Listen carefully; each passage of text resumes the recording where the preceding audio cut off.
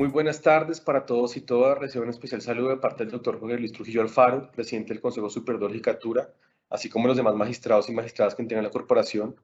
De igual manera, un saludo muy especial de la doctora María Lucero Novoa, directora de la Escuela Judicial Rodrigo Lara Bonilla. En la tarde de hoy nos reunimos para escuchar la conferencia virtual titulada Experiencias bogotanas sobre justicia restaurativa terapéutica en adolescentes infractores. Esto como parte del ciclo de conferencias que viene desarrollando la Escuela Judicial este semestre en torno al concepto de justicia restaurativa y sus aplicaciones prácticas. Hoy presentamos entonces una de las experiencias que es el programa digital de justicia restaurativa juvenil que se está desarrollando en Bogotá y el cual fue creado en el año 2016 con el objetivo de facilitar que los y los adolescentes que ingresan al sistema penal de responsabilidad de adolescentes inicien un proceso de justicia que, además de resolver su conflicto con la ley, garantice la participación de las víctimas y la reconstrucción de los lazos sociales. La conferencia del día de hoy tiene como propósito describir la experiencia del programa digital de justicia juvenil en el marco del sistema de responsabilidad para adolescentes, sus ventajas, su misión, su visión, sus funciones y sus objetivos. Para iniciar el abordaje del asunto, en la tarde de hoy contamos con la presencia del doctor Iván Arturo Torres Aranguren. El doctor Torres Aranguren es licenciado en Ciencias de la Educación de la Universidad Pedagógica Nacional, candidato a doctor en Educación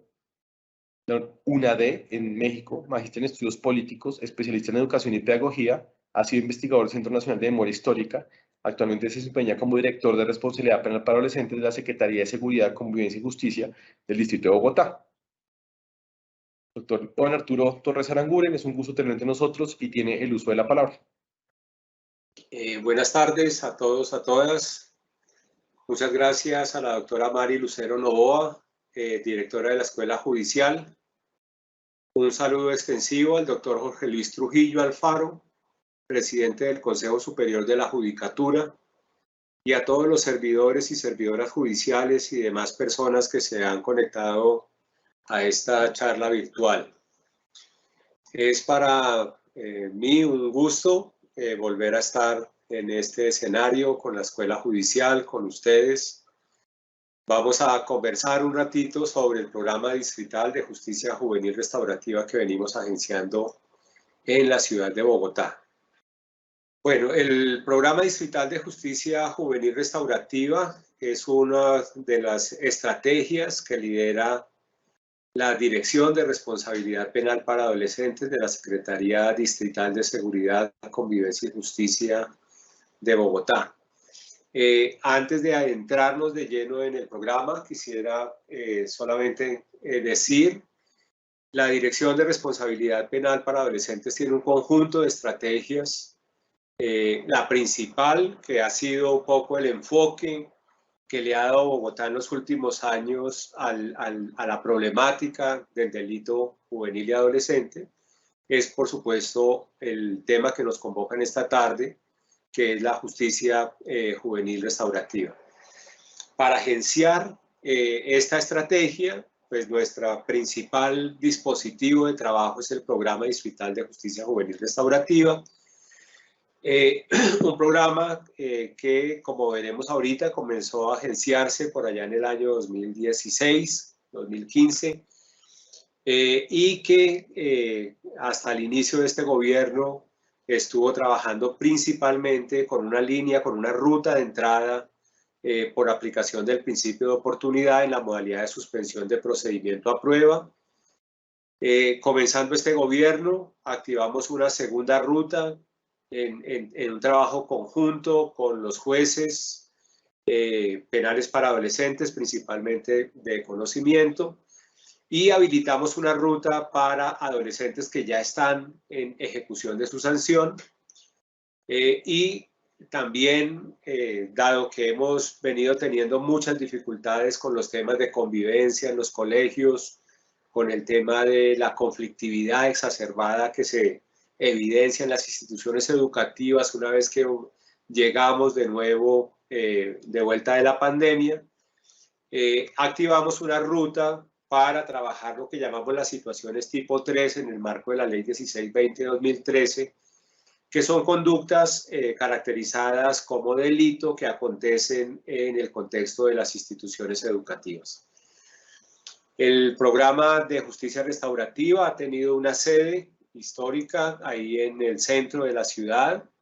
en la calle 24 con carrera cuarta, diagonal a la Universidad Jorge Tadeo Lozano. Esta ha sido, como digo, desde los 3 últimos gobiernos de Bogotá, la principal respuesta con la que cuenta la ciudad para hacer frente y para abordar y para asumir la problemática de los jóvenes que entran en contacto con el sistema de responsabilidad penal por verse inmersos en conductas de carácter delictivo. Comenzando este gobierno y como producto del plan de desarrollo vigente que nos impuso, o mejor, nos puso la tarea de desarrollar 5 metas relacionadas con la justicia restaurativa, trajimos un programa que se construyó en el Ministerio de Justicia y del Derecho, en asocio con el Ministerio de Salud y Protección Social y el ICBF Nacional, y que se piloteó con éxito en la ciudad de Medellín, el programa de seguimiento judicial al tratamiento de drogas, que es un programa que recoge un poco la experiencia de lo que en otras latitudes se conoce como los tribunales de tratamiento de drogas o las cortes de drogas, y que básicamente es una respuesta para jóvenes que se ven inmersos en delitos y presentan consumo problemático de sustancias psicoactivas. Este es un programa que ha sido cobijado un poco en el marco de lo que hoy se conoce como la justicia terapéutica en el país y del cual vamos a hablar en un momentico. Este programa tiene como su sede de acogida la Casa de Justicia de la localidad de Barrios Unidos. También en el marco de este plan de desarrollo, por una preocupación de la alcaldesa mayor frente al incremento que han venido teniendo los delitos sexuales, tanto en adolescentes como en el sistema de adultos, nos pusieron un poco la tarea de pensar un programa de atención especializada para jóvenes que se ven inmersos en delitos de naturaleza sexual. Y así nació el Programa para la Atención y Prevención de la Agresión Sexual, PASOS, que es un programa que tiene su sede en una sede nueva que estamos a punto de inaugurar formalmente, pero en la cual ya venimos trabajando todo este año,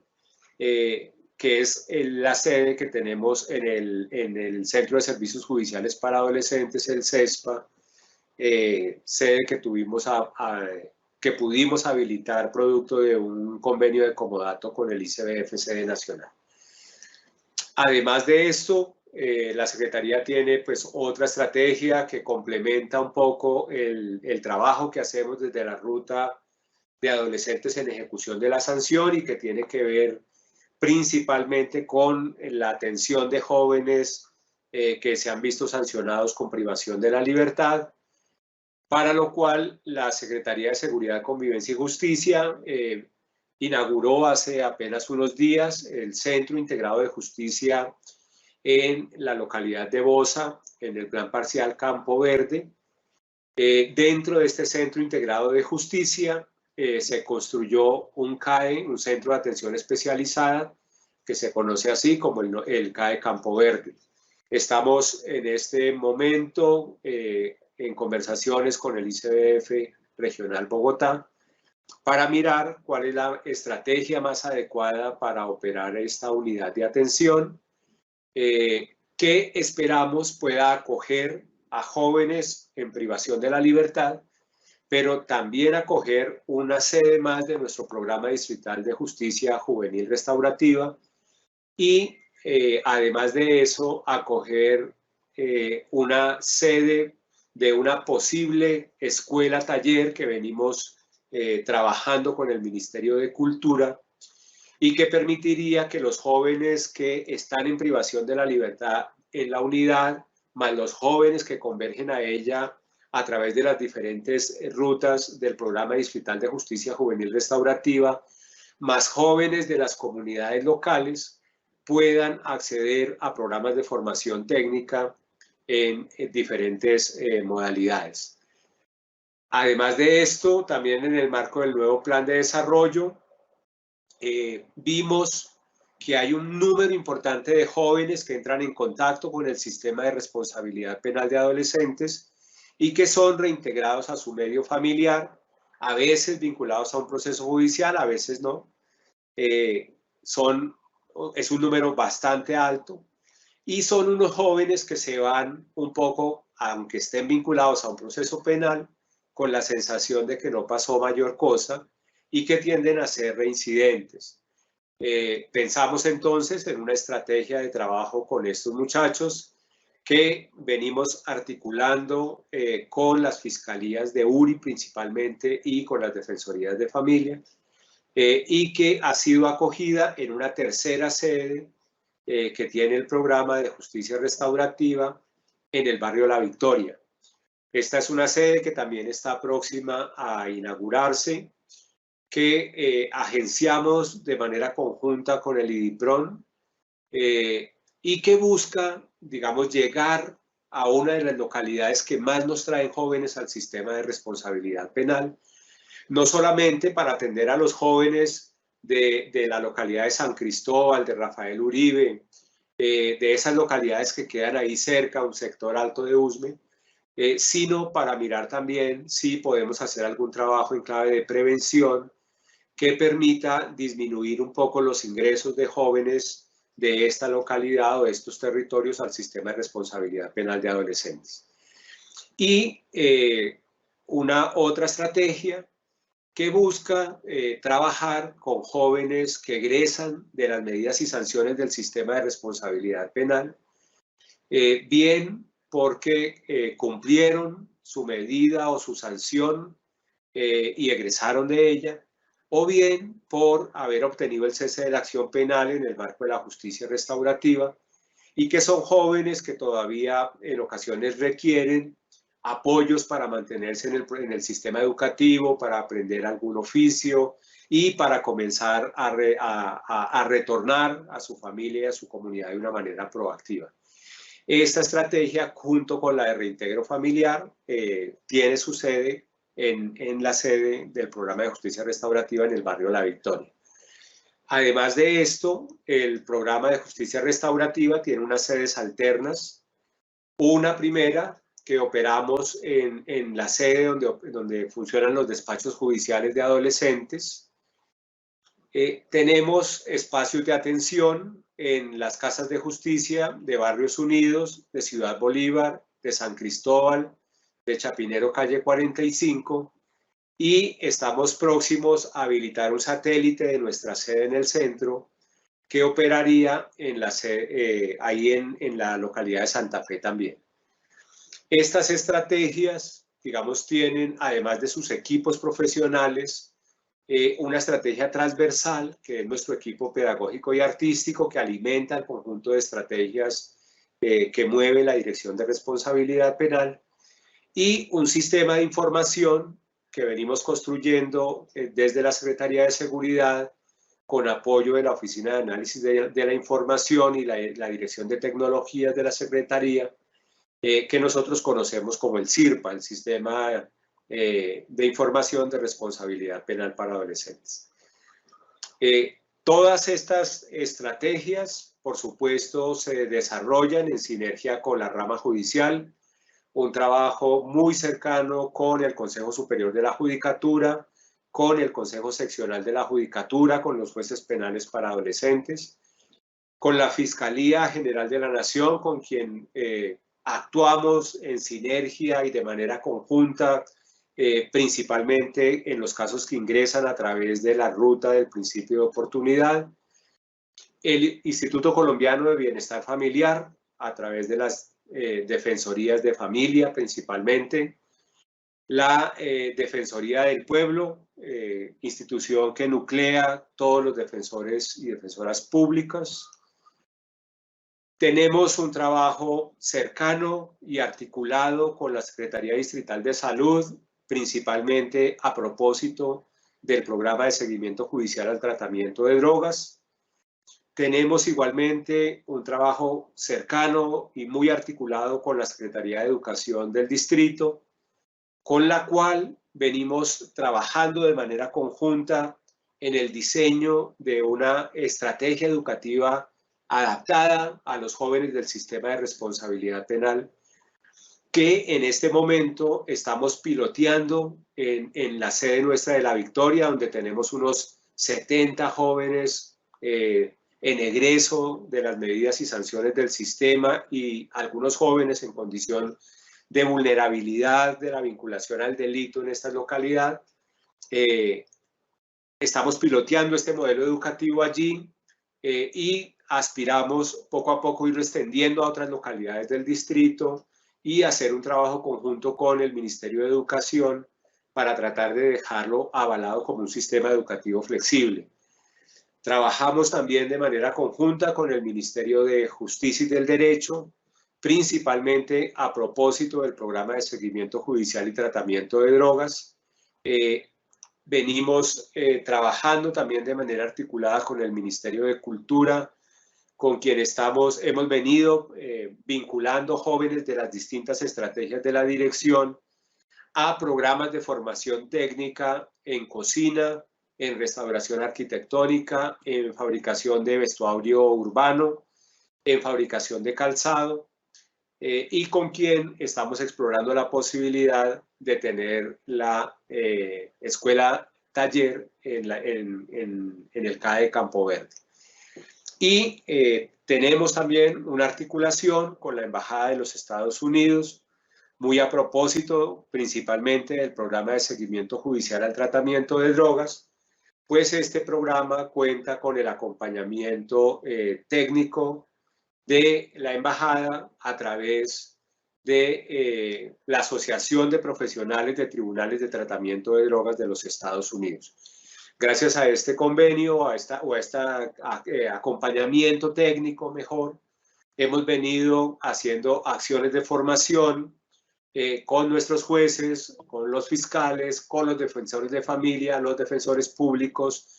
en lo que tiene que ver con los tribunales de tratamiento de drogas y con la adaptación para Colombia que se ha hecho de esta metodología,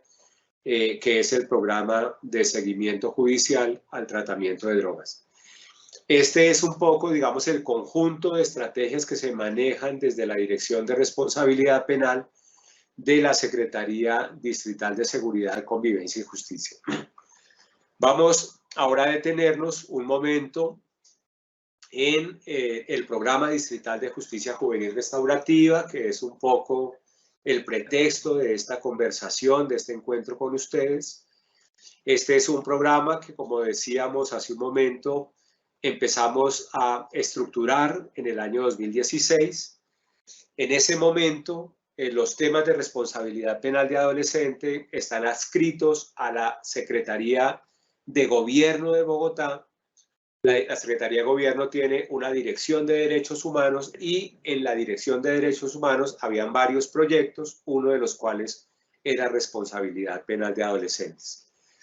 En esta época, año 2015, venimos teniendo un coletazo que ustedes conocen, de algo que ustedes conocen mucho mejor que yo seguramente, y es que habíamos llegado al año 2012-2013 con una saturación de las unidades de atención del sistema de responsabilidad penal de adolescentes. Teníamos sobrecupo en todas las unidades de atención que operaban en Bogotá para la época.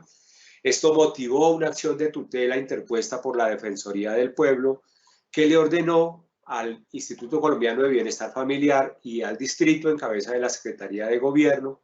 ayudar a resolver el problema de sobrecupo que teníamos en las unidades de atención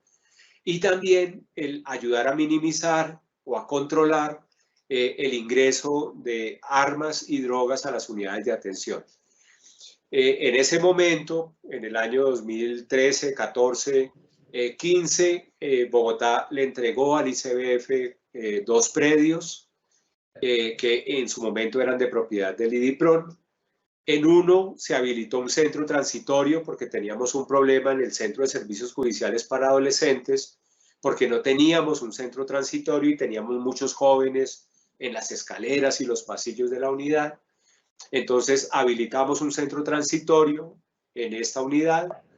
Le entregamos al ICBF otro predio también de propiedad del IDIPRON, donde se empezó a operar una unidad privativa de la libertad pequeña que se conoció como el CAE Casa Belén, y dado que todavía teníamos problemas de sobrecupo, Bogotá alquiló un predio y habilitó otra unidad privativa de la libertad que se conoció como el CAE Bosconi. En ese momento, año 2015, la reflexión que hacíamos era que podíamos seguir habilitando unidades de atención y seguramente las íbamos a llenar, y que tal vez lo más sensato era comenzar a explorar rutas de aplicación de la justicia juvenil restaurativa, toda vez que la justicia restaurativa estaba incorporada y hacía parte, digamos, de casi que del ADN de la Ley 1098 de 2006, del Código de la Infancia y de la Adolescencia. Para ese momento armamos una mesa que la llamamos la Mesa Distrital de Justicia Restaurativa, convocándonos a esa mesa distintas entidades que o venían explorando de alguna manera el tema de la justicia restaurativa o tenían interés en ella. Entonces allí convergió pues, la rama judicial, principalmente el Tribunal Superior de Bogotá a través del magistrado Juan Carlos Arias, algunos jueces, juezas de ese momento, la Fiscalía General de la Nación, estuvo la doctora Doris Patricia Rey, que era la coordinadora de la Unidad de Fiscalías de Adolescentes de ese momento, el programa Futuro Colombia de la Fiscalía General de la Nación también. Estuvo de parte del ICBF algunos delegados del ICBF Nacional, estuvo también en ese momento en esa mesa el equipo del ICBF que estaba construyendo los lineamientos, porque interinstitucionalmente llegamos a la conclusión de que era prioritario comenzar a permear los lineamientos del ICBF desde el enfoque restaurativo. Entonces hicimos un trabajo conjunto de construcción de este escenario de la mesa distrital, pero también de trabajar conjuntamente en los lineamientos. Estuvo también dos organizaciones de la sociedad civil, que son la Fundación Tierra de Hombres Lausanne, que venía haciendo ya algunas exploraciones de acercar la justicia restaurativa al sistema de responsabilidad penal con la Secretaría de Gobierno y con la Secretaría Distrital de Integración Social. Y acercamos también a Defensa de los Niños Internacional, que también era una organización internacional con sede en Colombia, que tenía alguna experticia en el tema de justicia restaurativa. Y convocamos también a esa mesa al Departamento Nacional de Planeación, no se me pasó poner el logo de ellos, que venían haciendo un trabajo con un consultor chileno para construir un manual de aplicación de la justicia restaurativa, y la comunidad de religiosos terciarios capuchinos, que para ese momento orientaba todas las unidades de atención del sistema de responsabilidad penal que habían en Bogotá. Este conjunto de entidades comienza a explorar una manera de echar a andar la justicia restaurativa, pero encontrábamos la dificultad que no teníamos una reglamentación de parte de la Fiscalía para aplicar el principio de oportunidad que se veía en ese momento como la principal puerta de entrada a la justicia restaurativa.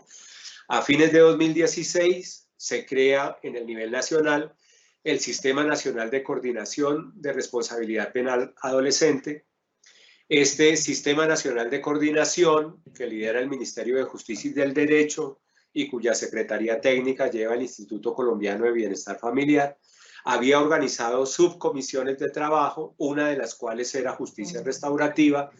y tenía la misionalidad de empujar la aplicación de la justicia restaurativa en el país. Nosotros fuimos al Sistema Nacional, a la reunión del Comité Nacional del Sistema Nacional de Coordinación,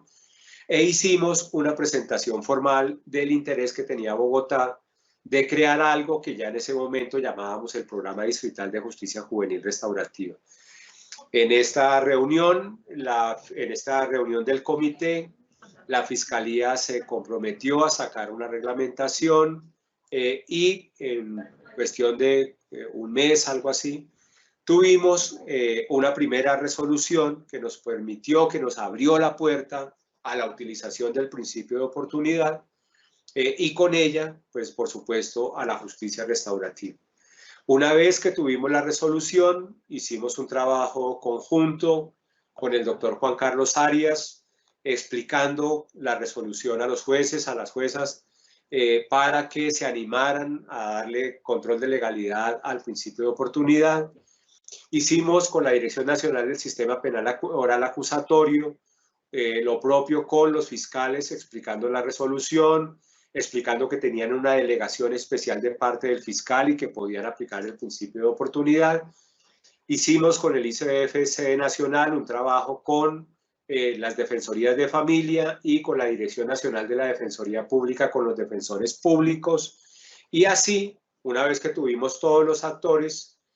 trabajando de manera muy articulada con la Fiscalía, seleccionamos unos primeros casos y a través de un pequeño convenio entre la Secretaría de Gobierno y Defensa de los Niños Internacional, se armó un primer equipo para atender en un primer momento 15 casos con los que pretendíamos comprender un poco esto de qué es atender jóvenes desde este enfoque de la justicia, puesto que pues habían personas o habíamos personas que hablábamos del tema, pero nadie casi tenía alguna idea de qué significaba atender a los jóvenes.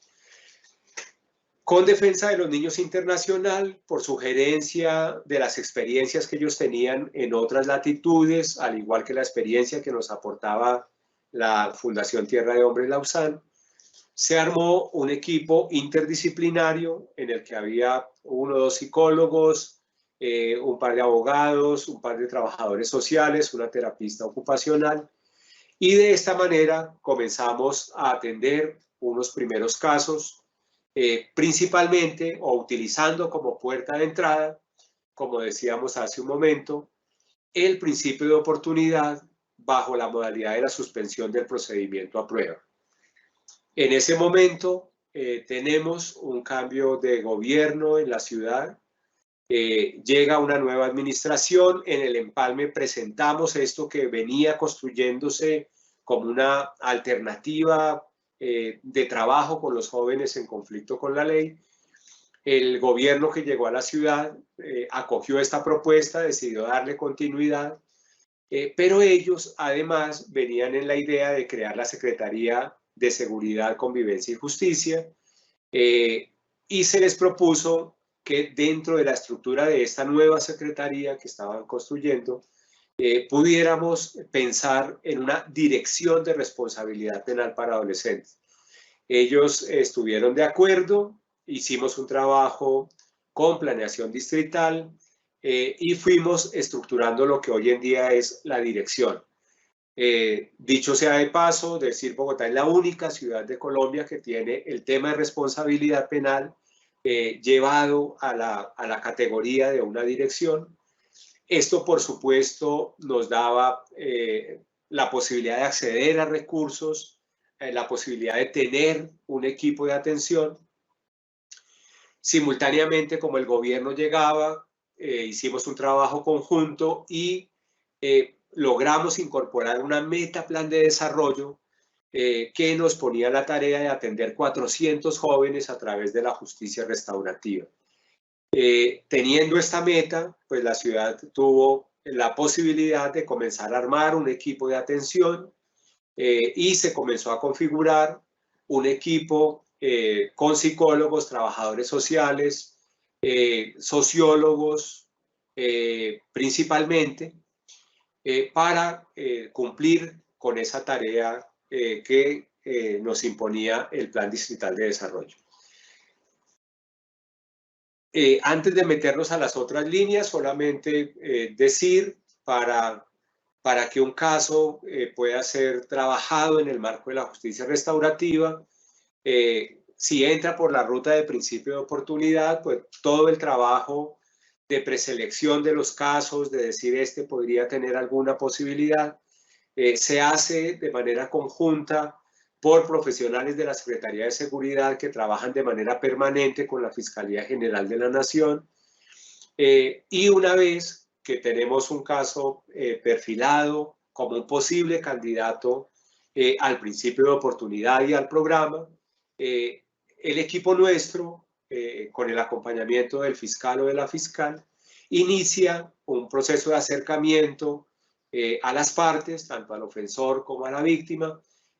para comenzar a explorar si hay,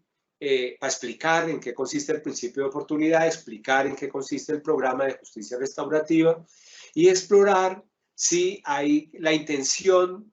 de las partes de participar voluntariamente en el marco de un proceso restaurativo. De manera simultánea se hace un trabajo principalmente con el ofensor para constatar que haya un mínimo de responsabilización. Pues ustedes saben, el principio de oportunidad no se podría aplicar si la persona considerara que es completamente inocente de la conducta por la cual está siendo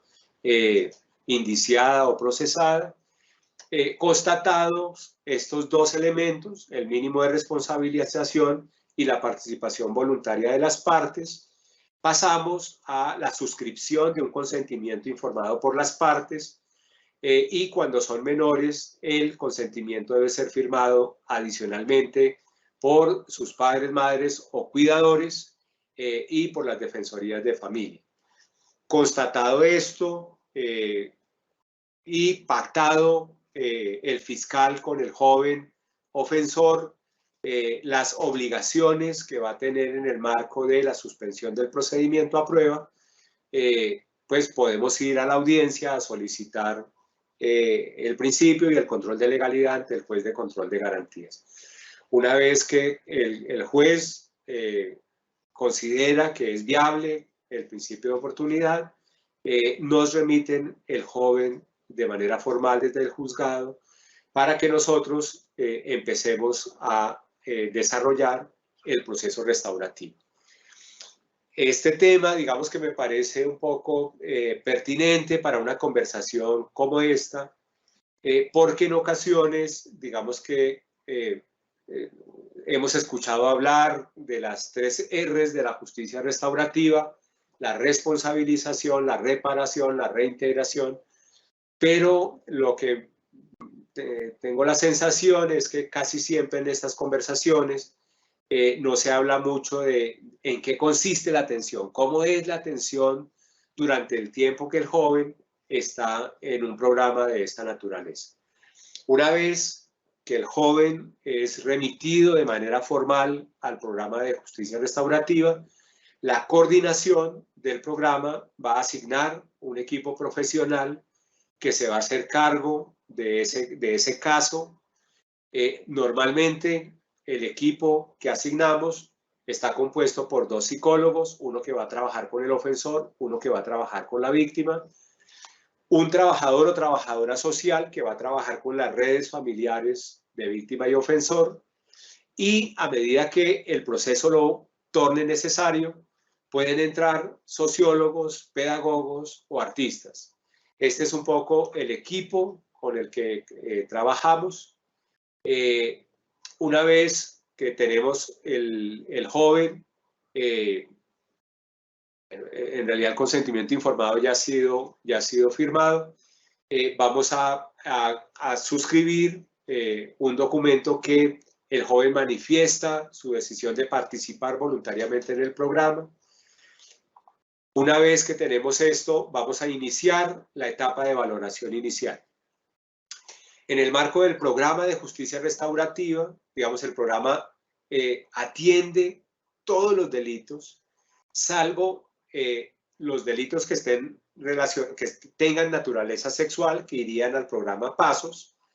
Y si cuando arrancamos la valoración inicial, el equipo percibe que el joven tiene un problema de consumo de sustancias psicoactivas,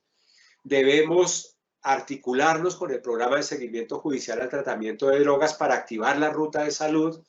y buscar que prioritariamente el joven pueda trabajar su problema de consumo, pues como ustedes saben, Los procesos restaurativos son principalmente procesos de naturaleza reflexiva, y si el joven está muy involucrado con las sustancias psicoactivas, va a ser muy difícil tenerlo lúcido para razonar con él. Por eso, cuando en la valoración inicial los equipos constatan que hay un problema de consumo de sustancias psicoactivas o eventualmente un problema de salud mental que requiera ser atendido, siempre debe darse la prioridad a ese abordaje desde la perspectiva de la salud. Y en el caso de las sustancias psicoactivas, una vez sepamos que el joven ha sido desintoxicado y que empieza su proceso ambulatorio, podemos volver a traerlo a la ruta restaurativa. En esta valoración debemos hacer un trabajo tanto con la víctima como con el ofensor para identificar los daños que pueden haberse generado con ocasión del delito, y debemos mirar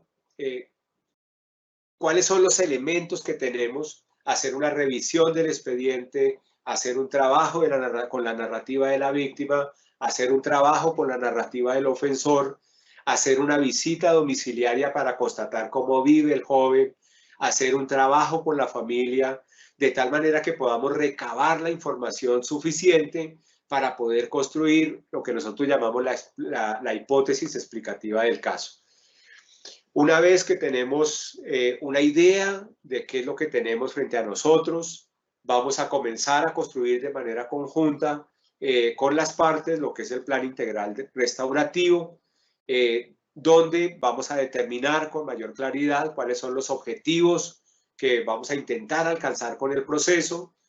Vamos a tener una mayor claridad de los daños y las necesidades resultantes de esos daños en la víctima, y con esto vamos a construir lo que es la ruta de abordaje en el trabajo tanto con el ofensor como con la víctima. Una vez que tenemos nuestro plan de acción, nuestra ruta de atención, vamos a arrancar, ahora sí, con ese primer momento de la responsabilización del ofensor, donde vamos a centrarnos de manera prioritaria en lo que es el reconocimiento del daño causado con la conducta delictiva en la persona de la víctima. Cuando tenemos la víctima directa, el equipo que trabaja con ella está haciendo también una lectura, ¿cierto? Aquí yo tengo al ofensor pensando en los daños que él cree que puede haber generado, pero una vez que tengo la narrativa de los daños de la víctima, los traigo a la ruta que trabaja con el ofensor para interpelar un poco su narrativa, para interpelar el reconocimiento de daños que él ha hecho y para irlo situando en lo que son los daños que han sido percibidos por la víctima. Cuando no contamos con la víctima directa en el proceso de atención, porque ustedes saben, hay muchas víctimas que dicen yo estoy de acuerdo con que le apliquen el principio de oportunidad y con que él haga un proceso restaurativo, pero eventualmente no quiero participar del proceso. Cuando no tenemos la víctima de manera directa, debemos hacerla entrar de manera simbólica a través de los equipos de atención para poder estar interpelando la narrativa del ofensor. Para eso es muy importante que el equipo de atención haya leído previamente el expediente, haya leído el informe que ha hecho la Defensoría de Familia y cualquier otro documento que pueda darnos elementos para entender el caso. Con este universo de lo que es el caso, el equipo tiene que ir haciendo entrar de manera simbólica a la víctima para poder ir movilizando en el ofensor la identificación y el reconocimiento de los daños. De manera simultánea, debemos hacer una identificación de los factores de riesgo y de protección con los que cuenta el ofensor y su sistema familiar. Y si encontramos en esa lectura que la persona necesita trabajar en la empatía específica principalmente, para que pueda darle existencia a la víctima, pues el equipo debe empezar a generar estrategias para movilizar la empatía. Si vemos que la persona requiere entrenarse emocionalmente, pues debemos empezar a hacer entrenamiento emocional. Si percibimos que es necesario entrar a regular la impulsividad, pues vamos a trabajar en ese tema. Si identificamos que en el marco de la familia nos están fallando los estilos parentales, el establecimiento de normas y límites, las estrategias de diálogo y de manejo de conflicto, pues el trabajador social debe comenzar a trabajar todos estos elementos a fin de ir generando capacidades tanto en el ofensor como en su sistema familiar, de manera que podamos minimizar los factores de riesgo y potenciar los factores protectores con que pueda contar el joven y su red familiar y social. Una vez hemos avanzado en ir generando capacidades y capacidad reflexiva en el ofensor y en su sistema familiar,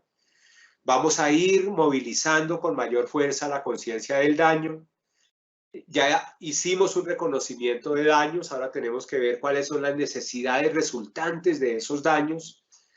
para empezar a ir movilizando en el ofensor lo que va a ser la iniciativa de reparación, y ahí nos vamos metiendo ya en ese segundo momento de la justicia restaurativa, haciendo claridad que es muy importante haber hecho una buena lectura de daños y necesidades y llevar al ofensor a que sus iniciativas de reparación se orienten de manera prioritaria a atender las necesidades resultantes de los daños, en el entendido que si la víctima ve atendida su necesidad, el daño que le fue ocasionado pues deje de ser tal. Esa relación entre reparación, necesidades resultantes y daños es lo que le da sentido a las acciones de reparación que proponga el ofensor, que en el caso, digamos, de los jóvenes del sistema de responsabilidad penal de adolescentes, suelen ser textos escritos, suelen ser podcasts, suelen ser canciones, suelen ser intervenciones en el espacio público, tipo obras murales, cosas de este estilo. A medida que el equipo va trabajando con el ofensor en la construcción de su iniciativa de reparación, ahí ya ha entrado en escena con mucha fuerza el equipo pedagógico y artístico. El equipo que está trabajando con la víctima debe irla preparando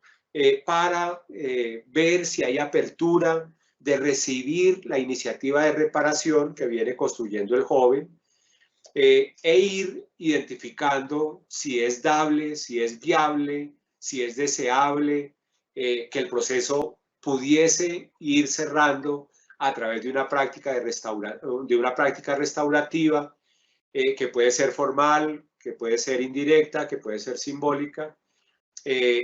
aclarando que si la víctima no quiere conocer de la iniciativa de reparación que ha propuesto el adolescente, pues no se debe forzar, ¿cierto? Pero que cuando el trabajo ha sido, digamos, hecho lo más sensato posible, normalmente cuando llegamos a este punto, la víctima también ha venido generando unas aperturas en ella a medida que va viendo y reconociendo que sus necesidades son atendidas, que los daños que le fueron ocasionados encuentran oídos, encuentran una tierra fértil que los escucha, que los dimensiona y que está en la disposición de ayudar a que sean reparados.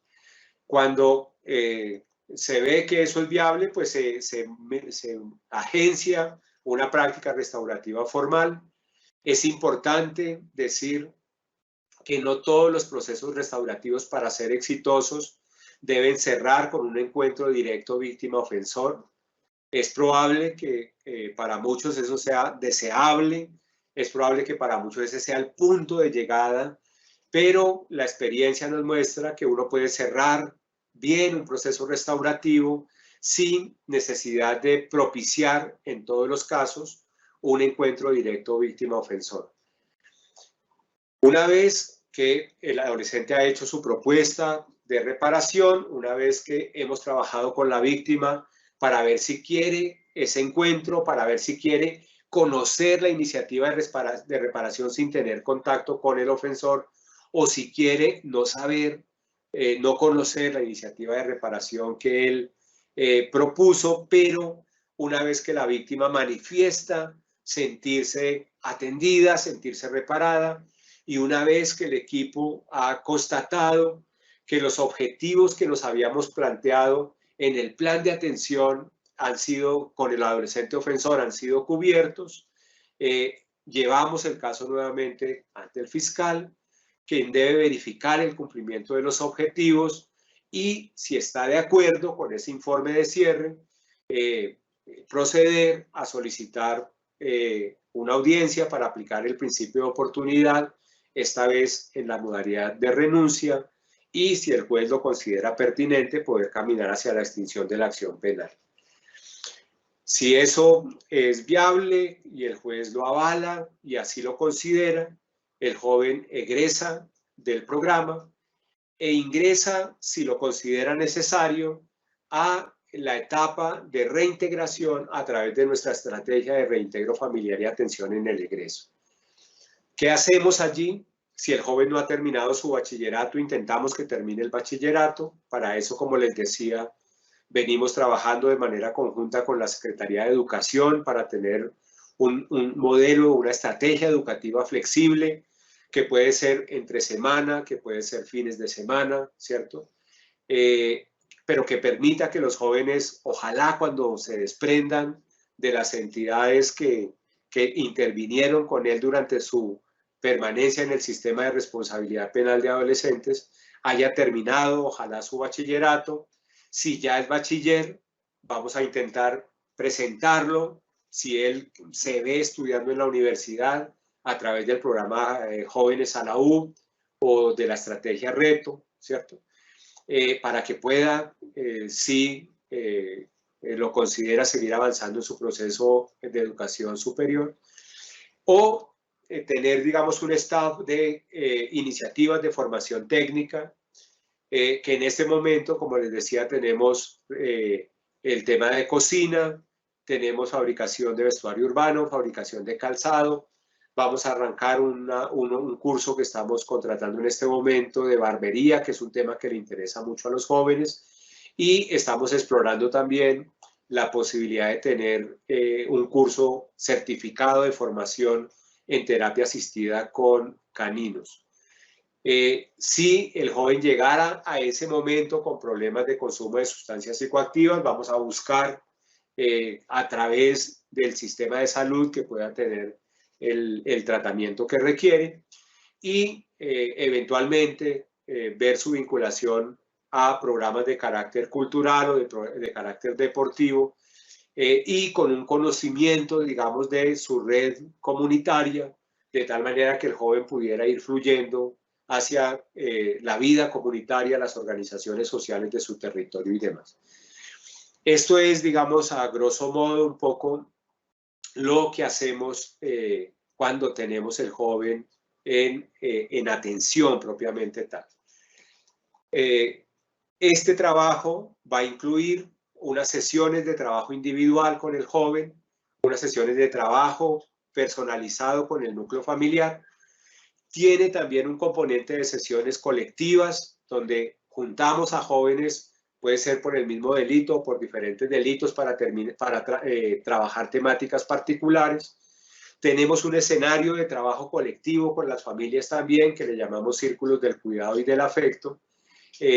Es decir, que deben haber intervenciones individuales, familiares y grupales.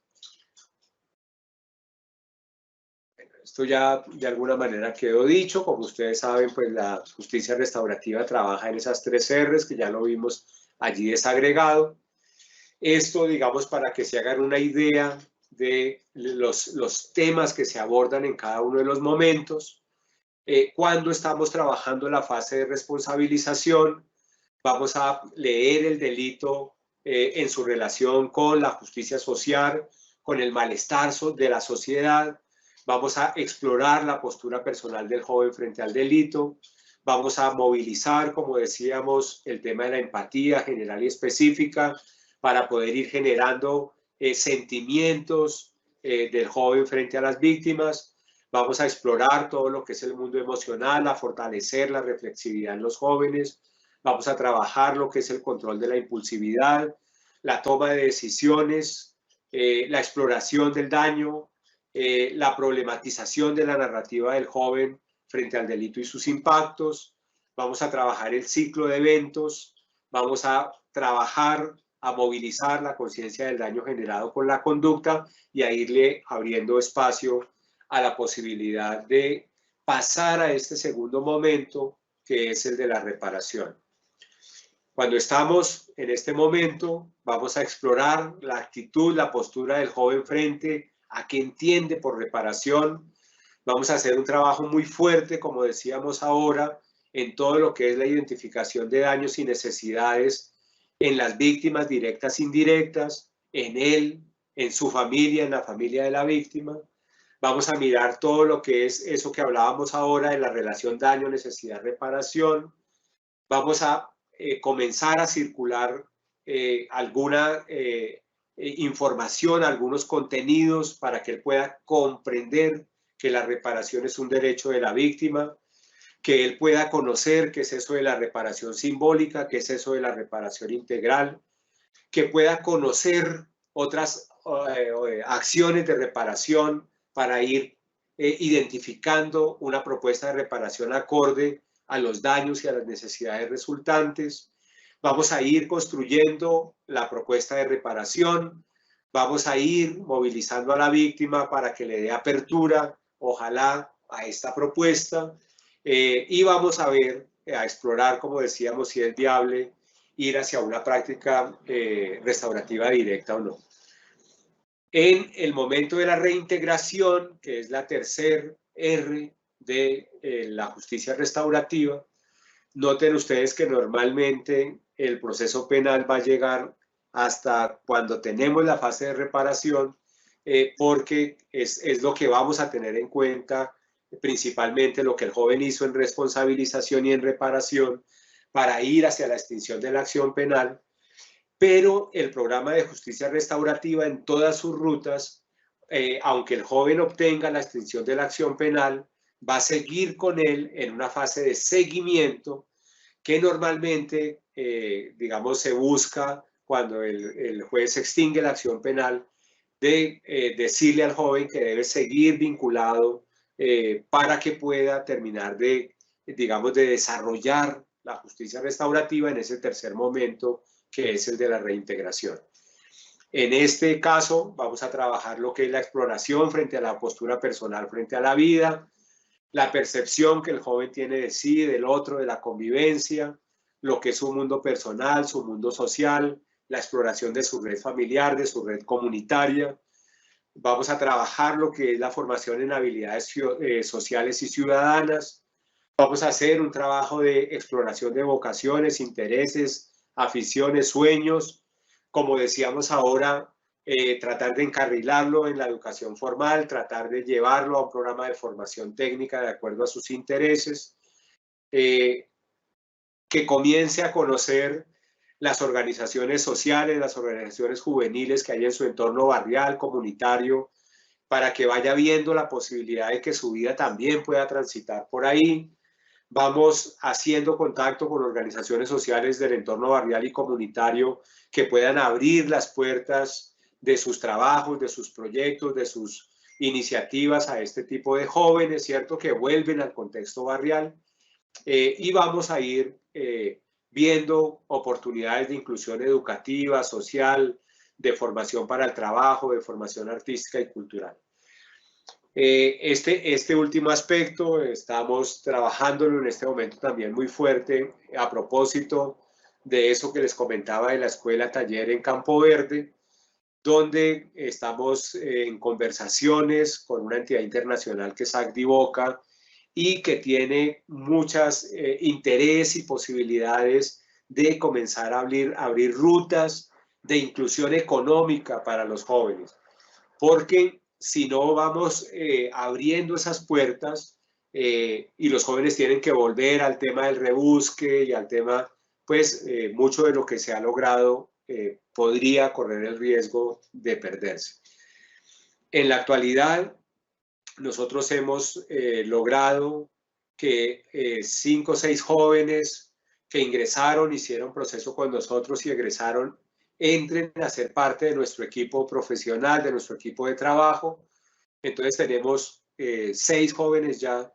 que entraron por diferentes tipos de delito y que hoy hacen parte, son funcionarios de la Secretaría de Seguridad y hacen parte de nuestro equipo de trabajo. Bueno, no sé. El programa ha venido en un trabajo que ha liderado el Consejo Seccional de la Judicatura desde el Subcomité de Justicia Restaurativa, de construcción y de validación de todas sus rutas desde esta instancia del subcomité. Entonces, tenemos una ruta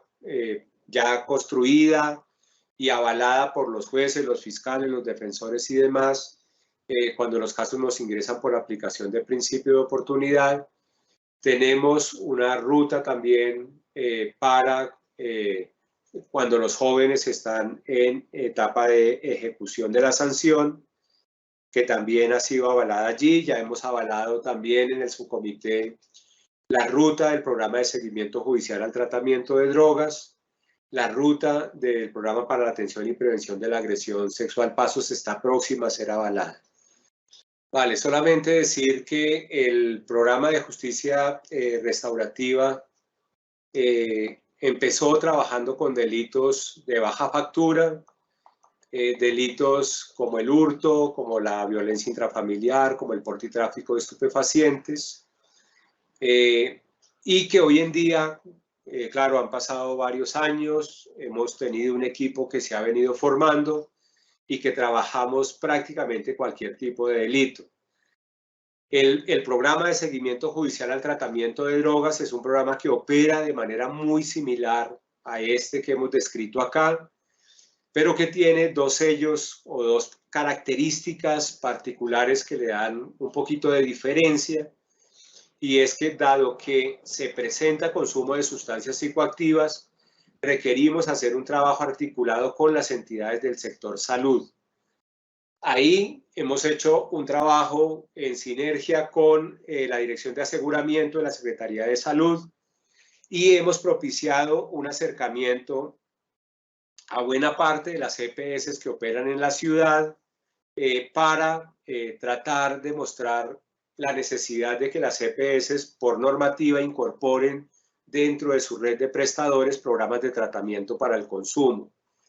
Entonces tenemos esa derivación al campo de la salud, y solamente cuando los jóvenes ya están desintoxicados y comienzan la fase ambulatoria de la intervención médica, si es que llegan a necesitarla, se retoma el proceso restaurativo, como habíamos dicho hace un momento. Este programa incorpora además una figura que venimos trabajando muy fuerte con el Consejo Superior, el seccional, los jueces, los fiscales, principalmente los defensores de familia, que es el seguimiento al tratamiento, el seguimiento a la atención en audiencia. El diseño que tiene ese programa está pensado para que cada vez que el joven va dando un paso en el proceso de tratamiento, sea llamado a una audiencia en la que el juez va a seguir, va a felicitar si va bien, va a reconvenir, va a tratar de buscar mejorar la adherencia si el adolescente no va bien. Estas audiencias de seguimiento las venimos trabajando. Hay un trabajo que han venido haciendo los jueces, un trabajo que han venido haciendo en su relación con el seccional, con el superior, y que aspiramos poco a poco irlo implementando en las demás rutas o programas, es decir, no solo en seguimiento judicial, sino llevarlas también al programa PASOS y llevarla también al programa de justicia restaurativa. El programa PASOS, como decíamos, el programa para la atención y prevención de la agresión sexual, tiene también unas particularidades porque en estos jóvenes, en la fase principalmente de valoración, hay que comenzar a identificar posibles distorsiones cognitivas, porque ustedes saben que muchos de los casos que nos llegan de delitos sexuales que no son relaciones consentidas, sino que son otras cosas, tiene que ver con jóvenes que tienen contactos o relaciones con niños con asimetría de edad, pero que muchas veces cuando vamos a trabajar con el ofensor o niega la conducta, y eso digamos lo que nos hemos ido aprendiendo es porque la mayoría de las veces pues estos contactos acontecen en el contexto de la familia y para los jóvenes es un poco costoso reconocer ante sus padres, ante sus hermanos, sus hermanas, que han sido actores de una conducta abusiva y van generando o distorsiones cognitivas o argumentos justificatorios de la conducta. Entonces tenemos que incorporar allí un trabajo fuerte para leer, para identificar esto. Hemos identificado que un número importante de los jóvenes ofensores sexuales han sido previamente ellos víctimas de abuso sexual. Ese es un tema que también requiere ser atendido, ¿cierto? Entonces, digamos, ese es un programa que tiene un sello también particular, un conjunto de dispositivos, de lecturas, de trabajos que lo hace también muy particular. Es importante que ustedes sepan, el programa de justicia restaurativa y el programa de seguimiento judicial nos recogen todos los delitos que no sean sexuales. El programa Pasos nos recoge los que son delitos de naturaleza sexual. A hoy, el programa Pasos tiene o los mismos casos o un poco más de casos en atención que los otros dos programas juntos. Eso, digamos, tiene que llamarnos mucho la atención porque quiere decir que vamos teniendo un incremento significativo de las conductas sexuales inadecuadas y que, como dice uno de los postulados de donde parte el programa Pasos, la conducta sexual agresiva o la conducta social, sexual desviada no es un problema que se resuelva simplemente porque saquemos de circulación eventualmente al agresor durante un ratico. Es importante para el país ir mirando programas como este porque necesitamos aprovechar el tiempo en que estas personas están en contacto con el sistema judicial para poder ofertarles la intervención, la atención que requieren de acuerdo a sus características y a sus necesidades. Adicionalmente a todo esto, y digamos un poco producto de los buenos resultados que ha tenido el programa de justicia juvenil restaurativa, que es un programa que tiene niveles de reincidencia apenas del 4 o el 5%, que tiene una batería de indicadores que miden la satisfacción de las víctimas con la atención, que está en el 93.7%, que mide la satisfacción de las autoridades judiciales con el trabajo que hace el programa, que mide la satisfacción de las redes familiares con el trabajo que hacemos desde el programa y que son indicadores que están por encima del 90%. Estos indicadores que son un poco los indicadores de los programas de justicia restaurativa en el mundo, pues han animado a la Secretaría de Seguridad a comenzar a liderar la posibilidad de ir abriendo espacios a la justicia restaurativa también en el sistema penal de adultos. Ahí hemos venido armando un equipo de trabajo que lidera el doctor Víctor Hugo Espina y que ya, gracias a un trabajo fuerte de articulación con el Consejo Superior y con los jueces, pues ya tiene unos primeros casos en atención y aspiramos a que cuando acabe este gobierno, este programa sea un programa robusto como el programa que tenemos en adolescentes. Adicionalmente, hemos arrancado ya un trabajo para comenzar a pensar un programa similar al programa Pasos para población adulta privada de la libertad. Como ustedes saben, Bogotá y la Secretaría de Seguridad pues tiene a su cargo la cárcel distrital y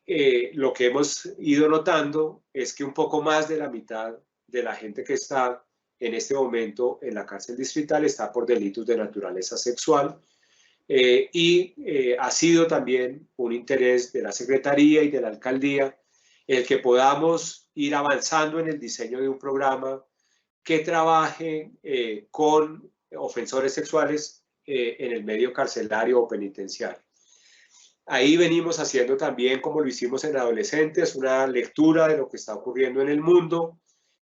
Son programas que también están cobijados en el marco de eso que llamamos o que hemos venido llamando la justicia terapéutica. Eso es un poco lo que venimos trabajando en el marco de la implementación de la justicia restaurativa desde la Secretaría de Seguridad. Agradecemos a la Escuela Judicial la invitación a compartir con ustedes, magistrados, jueces, personas que están conectadas en este conversatorio, compartir esto que venimos haciendo en la ciudad y que nosotros sostenemos que es un patrimonio del sistema de responsabilidad penal de adolescentes y que es una obra colectiva creada, como bien está aquí en la parte inferior de esta diapositiva, con un conjunto de entidades de las cuales muchas de las personas que están en este conversatorio hacen parte. Hay que agradecer a los jueces, a las juezas, a los magistrados, la confianza que han tenido en el distrito para poder sacar adelante este trabajo. Hay que agradecer a la Fiscalía General de la Nación, a los fiscales, las fiscales que nos remiten diariamente jóvenes a todas estas líneas de trabajo, a la ayuda indiscutible de las defensorías de familia y del ICBF,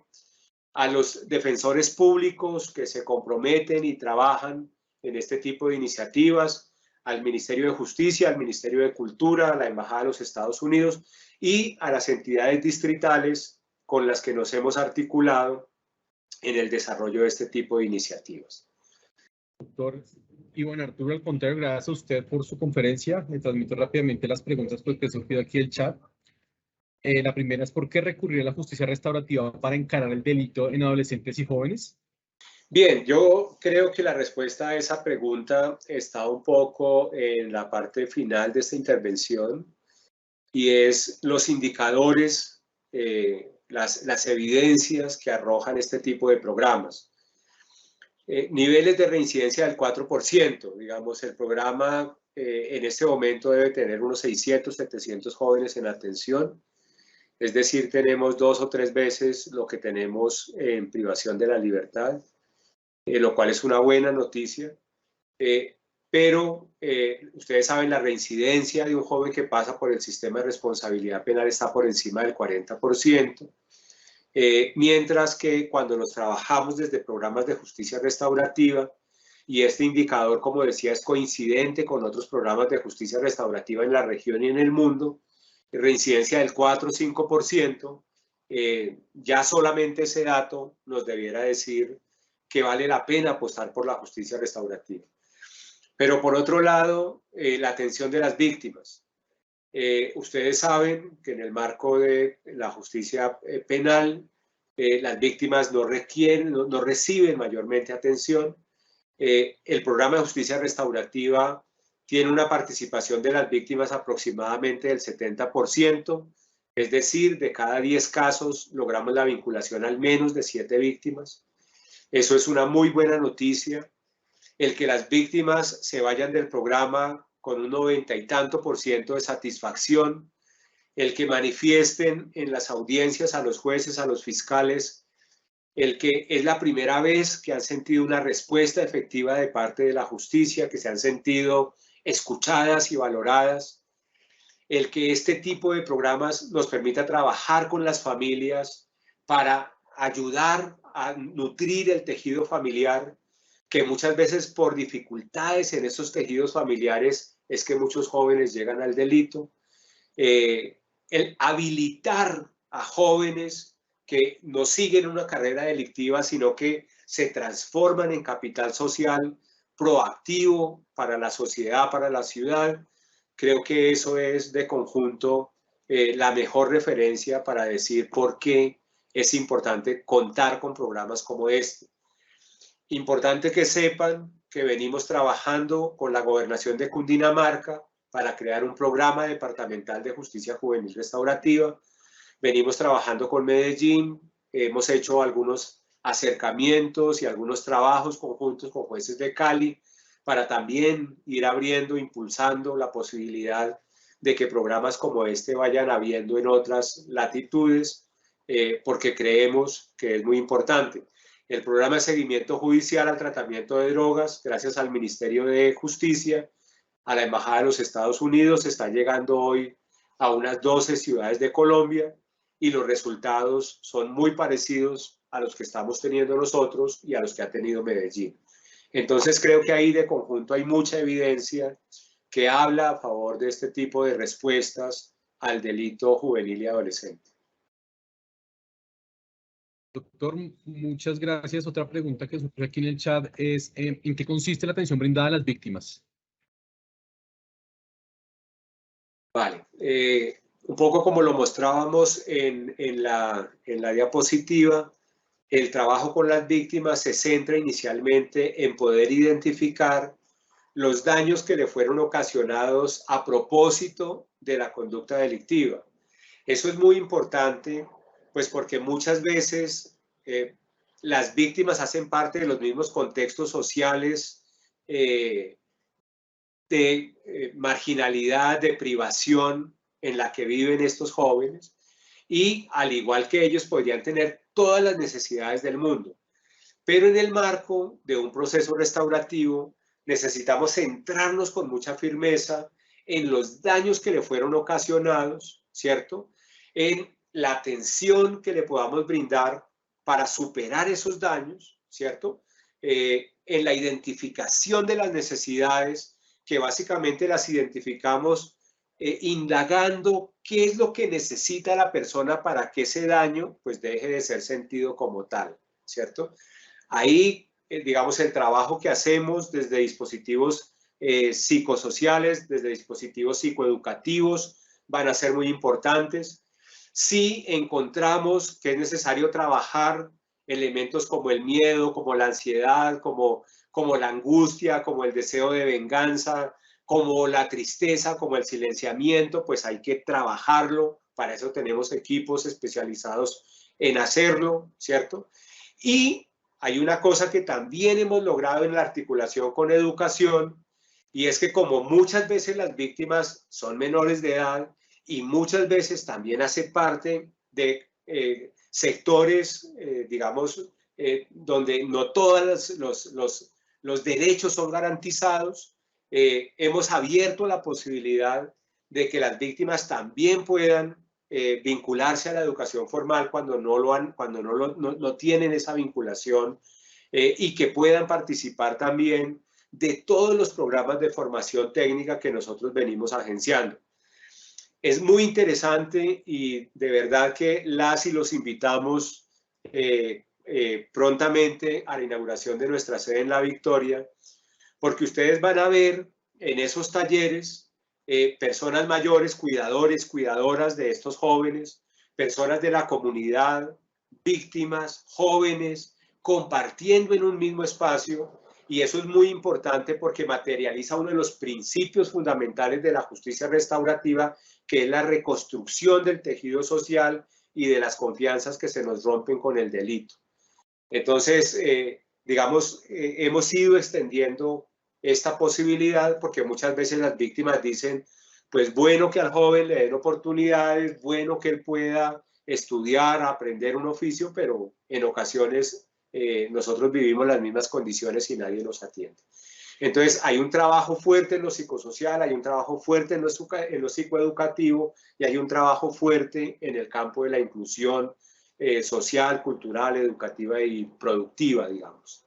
Nuestro agradecimiento especial al doctor Iván Arturo Torres Aranguren, quien de su experiencia pues, nos ilustra sobre los procesos de justicia restaurativa en el Distrito de Bogotá y puntualmente la forma en que el principio de oportunidad puede ayudar a implementar estrategias para la reconstrucción del tejido social, la reparación a las víctimas y las garantías de no repetición. Como siempre, muchas gracias y feliz tarde.